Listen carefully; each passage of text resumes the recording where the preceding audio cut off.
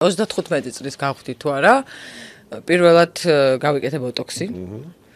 და ვთქვი, რომ ეს არის საოცარი პროდუქტი, რაც კი შეიძლება საერთოდ გამოიგონა.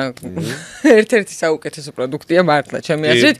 თუ მოხვდები, რა თქმა უნდა, სანდო ხელებში, 35 წლიდან და მივყავი ამას ხელი, ოღონდ ძალიან დოზირებულად, წელიწადში ერთხელ, წელიწად ნახევარში ერთხელ გააჩნია რა და როგორ წავა.